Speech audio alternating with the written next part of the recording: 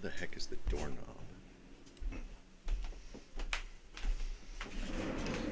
Welcome to both of my subscribers. And if you're new here, bye, probably. This is Big Reveal, a video where I reveal things. Big reveal. I meant to release a story chapter today, and maybe yesterday, depending on when I finish editing this. But the program that has most of the voices I'm using for all the story videos decided to take my money and run. So here I am, waiting for customer service to respond and awkwardly trying to fill the dead air.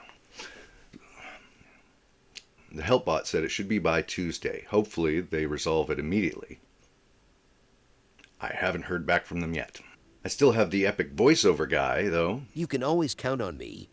Sure.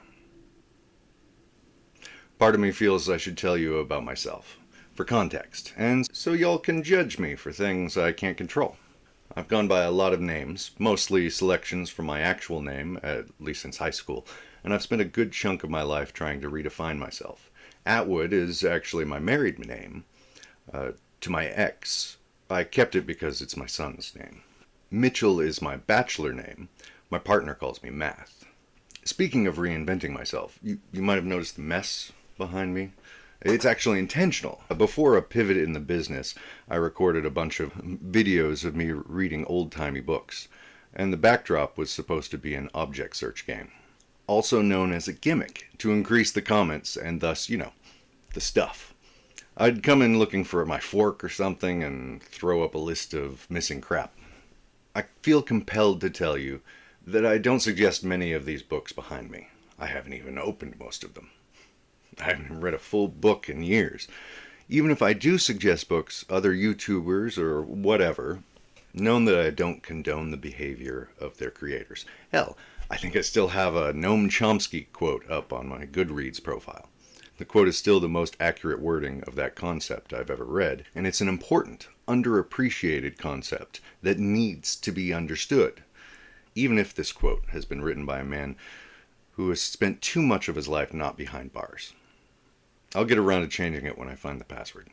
Originally, my plan was to do just a single original story per week and read/react to public domain books most of the time. And originally I had a few partners in this endeavor, but one ghosted us, one quit the day after they joined, and another is having medical problems. Hopefully I can get this monetized by the time they're able to join. All that left me a little self-conscious. I stopped reading. I took a brief turn towards video essays and considered the channel titled Paranoid and Annoyed. And then I kind of leaned into the paranoia a little, and I settled on never showing my face ever. When I got a ChatGPT subscription, and it helped me edit significantly faster and cheaper than Sheila ever could. I miss you, Sheila, by the way. You seem like good people. If I ever have money again, I have a never-ending supply of poorly grammared nonsense for you. Big reveal. I have too much time on my hands. Then I started releasing videos. All was actually a little better than expected. And then my video editor crapped in my hat. The software, not a person this time.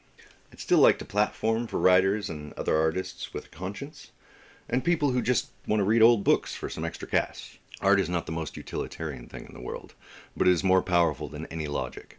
All art is a story, a lesson. Every song, every sculpture shapes our understanding. I'm hoping to find other artists who want to become partners in Soulscapes, or whatever we eventually end up calling ourselves, who want to tell honest stories, even in fiction, as an alternative to all the asshole-approved bullshit that I love so fucking much. If you know what I mean, you know what I mean. But if you don't know what I mean, or you're an asshole, I'm sure you'll tell me how much you love the flavor of boot polish in the comments. But again, I need 1,000 subscribers and 4,000 watch hours to get monetized and actually be able to share the wealth. And I'm probably hurting my bottom line by being honest about my opinions, as opposed to saying that I'm being at all honest while lying out my ass. Or maybe I should start a Patreon or something. I suppose I'll try getting to that at some point, maybe. But I think I should focus on getting a library on YouTube first, and thus a following, and then expansion, and then Patreon. So the mostly daily flow of videos don't cease. I do have my subscribers' needs to consider. edit the website, fill out the library, expansion, then Patreon. I don't know. What do you think? Should I use something other than Patreon? Tell me in the comments. Find my Goodreads password, change the quote from that pedo Chomsky, then edit my website. Big reveal. I'm in over my head. I assume most of my videos are going to lose me subscribers from here on out, especially ones where I reveal any facet of my personality, personal history, or appearance. Obviously, I have a little bit of a problem with confidence. Not the best trait for someone on camera. That's why I keep renaming myself, and why I wasn't planning on revealing my face yet. I also thought it might add a little mystery. I like mysteries and puzzles when the brain fog isn't overwhelming. But let me peel back a couple of layers so there is no mystery about me. Maybe that will help me find my target audience, even if it alienates me from all the normies, the narcissists, and their enablers. Big reveal. There are a lot of jerks on the internet. I don't know if it was genetics, culture, trauma, or lead poisoning, probably a bit of all four, but my great-grandfather named his son Dick, and he lived up to his namesake. My grandfather taught my mother everything he knew about being a dick. Jesus Christ. Cat ran through and destroyed everything.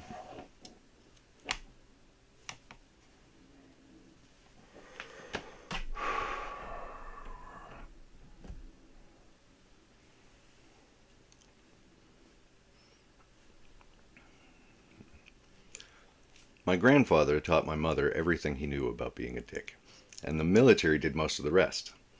Thanks to her dick lessons, she didn't think that I needed the father that wanted me, or any socialization at all as an infant. I'm not saying stay with someone you don't want to be with, but it takes more than two assholes to raise a child. It takes a village of assholes. My first year of life, I was left with a sleeping babysitter all night, except that time her boyfriend came in and beat us both up. And my days were with my sleeping mother. Interesting side effect of early socialization, immunocompromisation. The kind that just gets sick from vaccines. So now you know why I started Asteroid B the way I did. Our medical system doesn't like to endanger the narcissists in charge, so the actual effects of narcissistic abuse tend to be obscured, like climate change and cigarettes and toilet paper. I'm not going to go into all of that today. That is a series of video essays by itself. Safe to say, I've had a few misdiagnoses, and I switched to a bidet. One of the first misdiagnoses was autism, and I'm not saying all autism is because of abuse. Fragile X is evidence enough that it's sometimes purely genetic, but no money is going toward the environmental components for some reason. My mother, the nurse, didn't want to get me diagnosed for some reason. Did she distrust the very institution she worked for? I assume it's just she hadn't heard the decree that no narcissist shall ever be called out. Big reveal. There are a lot of jerks in high places. As a military brat, I got decent first impression skills, even when I still believed my diagnosis, but no community to speak of. Sadly, a lot more people can relate to that now. Society is one of the biggest problems in society. Lack of community for so many, and only toxic communities to choose from. And don't get me started about community sabotage. Then there's the bullshit the jerks in our society push, the bootstraps individualism with a healthy dose of sadism. Fortunately, or not, depending on how you look at it, my partner has been more supportive than any community I've ever had. Family, friends, coworkers, or church. I wouldn't have had the confidence to write my first book, or my fourth, or do this if it wasn't without their support. Big reveal. Love is good, and jerks are bad. Now on to the most exciting of topics, philosophy. I have two that form the basis of everything I believe. Well, them and my reasonable skepticism of authority figures. Fallibilism and determinism. And yes, in the fullness of time, one of those could cancel out the other. But I doubt we're anywhere near an escape from ignorance, and we haven't found anything yet that is not subject to the laws of physics. I'll try to be brief in my explanation of why I believe both, and I'll pin a comment explaining further if necessary. Darn cats. Alright, I think I got it back about where it was before. Alright. As for determinism, the brain is subject to the laws of physics, like everything else. We can manipulate will with drugs, conditioning, environment, a host of things.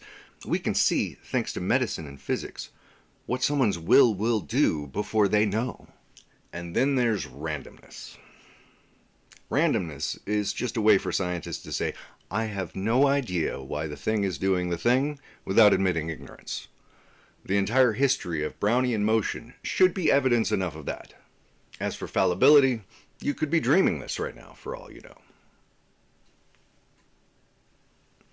Our memory and awareness and thought processes are so flawed, and we keep telling each other that, and then giving each other bad, narcissistically enabling advice. Like, work on yourself before you try to change the world that's killing you. And avoid all your friends because they're bad influences, and give yourself over completely to the cults.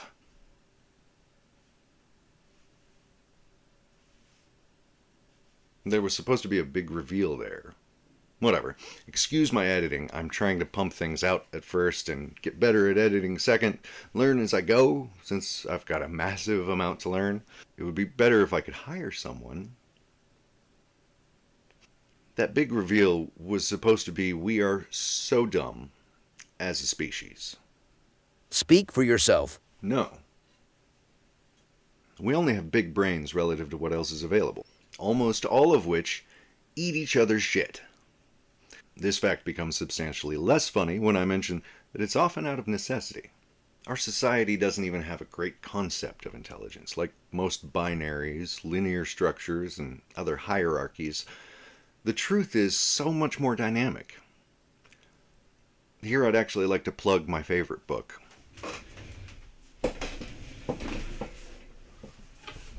There we are. It's called We're Too Dumb to Know Something. The actual title, Are We Smart Enough to Know How Smart Animals Are?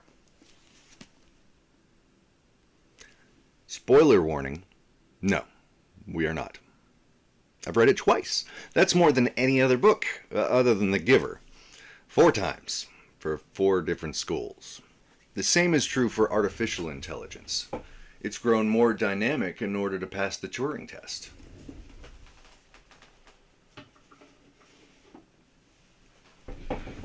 It's not just rote memorizing every word and regurgitating every jerk thing the loudest minority repeats ad nauseum anymore. It now has discretion, nuance, artistic skill, and a sense of self-preservation. I'm torn on the ethics of using AI in its present form, but it's kind of like stealing to eat or working for an evil corporation. If you don't punch down, somehow in this society, the jerks in charge don't seem to let you up.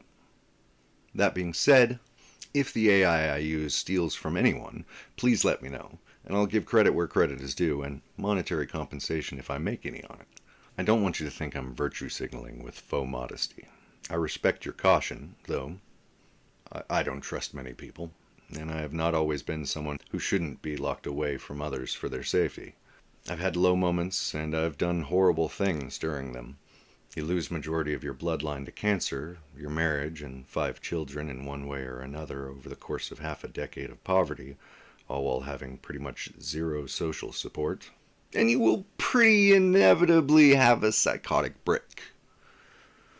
And to most of the people I hurt during that period, I am sorry. That's the difference between most people and the loudest minority. We feel guilt. We have a conscience. Let me know if you want to see my theory of the evolution of empathy. It was about the time of my break that I started losing touch, even on social media. So you, dear subscribers, are that much more valuable to me for it. So, I guess, that's me. Molluscum contagiosum and all. Thank God it's not in 4K. No mystery left at all. If anyone watches this, let me know in the comments. Should I do further big reveal videos like this, talking about cultural events from my questionable opinion, how it relates to my own tragic backstory, those of others, and to art, and maybe reacting to the news and the events I can't think of anything to say? Should I embrace the French in me and sport the fork? Let's see. Did I forget anything? You forgot to tell people to like and subscribe. I hate doing that. It feels so dirty. I already debased myself enough for the sympathy likes. I went over that whole thing where I need 1,000 subscribers and 4,000 hours of views to do anything on this channel. I mixed those up in an earlier post, by the way. And I prompted for comments a bunch of times. Big reveal. You don't know what you're doing. Well, I guess that's it. I think you've talked enough anyway. As always, don't forget to clean your butthole. I'm looking at you, people who look like me. Tell me how paranoid and annoying I am in the comments, and make sure you find the vertical ellipsis, and click Don't Recommend This Channel. My name is Rumpleforeskin, motherfucker. I came, I saw, I pissed myself. This is so freaking obnoxious. Who is this hack going to rip off next? The pitch meeting guy. MSM Atwood is the best storyteller I've encountered in years, and they're very attractive.